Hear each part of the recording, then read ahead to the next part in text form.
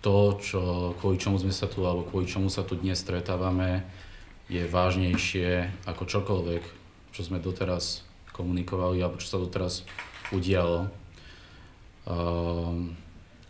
Na začiatok len niekoľko faktov. Za posledných pár dní sa rozbehla masívna policajná akcia po celom Slovensku, do ktorej je zapojených niekoľko stoviek policajtov, takmer tisíc policajtov, ktorí majú pokyn čo najrýchlejšie kontaktovať všetkých ľudí, ktorí podpisovali petíciu na založenie politickej strany 99% občiansky hlas. Na základe tohto pokynu obchádzajú policajti od 6 rána do 11 v noci ľudí do ich domov, klopú na dvere, volajú ich na policajnú stanicu a rôznym spôsobom s nimi komunikujú a zastrašujú ich pri ich vyjadreniach. Niektoré jasne poukazujú, že cieľom je dostať od ľudí vopred plánovaný výsledok, ktorý je politicky použiteľný. Niektoré z otázok najprv povedia, 99 má problém, niečo urobili. Podporili ste ich svojich podpisom? Ste na kandidátnej listine 99%. Viete o tom? Ukradli vám občaniak? Ak nie, podpisovali ste niečo? Ak im povedia, podpisovali sme petíciu pre 99%, tak od nich žiadajú, aby vyplnili formulár a ešte raz to podpísali. Ľudia sú samozrejme neobyčajne vystrašení z niečoho, čo sme tu nemali 20 rokov na takejto úrovni.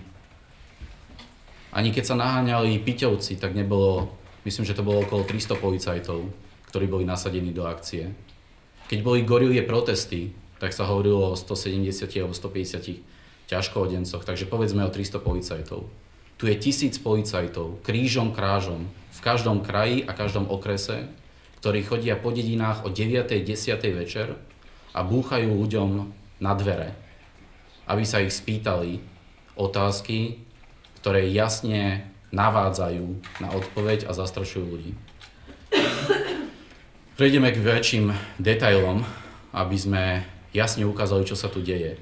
Ale najdôležitejšie je, aby sme veľmi jasne povedali, že to, čo tu sa deje a prečo sme sa my dnes stretli na tejto tlačovej konferencii, je, že toto je väčšie ako voľby 2012. Toto je väčšie ako to, že či sa 99 dostane do parlamentu alebo nie, alebo ktorákoľvek iná strana, či sa dostane do parlamentu. Toto je o povahe našej krajiny a tým, akou krajinou my chceme byť a čo sa tu po 20 rokoch deje. Bezprecedentná vec, používanie polície na to, aby sa dosiahlo niečo, čo sa už pri volebnej urne nedá dosiahnuť. Zmena. Zjavne si niekto v tejto krajine uvedomil, že zmene sa už nedá zabrániť pri urnách, takže teraz sa snaží využiť políciu na to, aby zabránil tejto zmene iným spôsobom.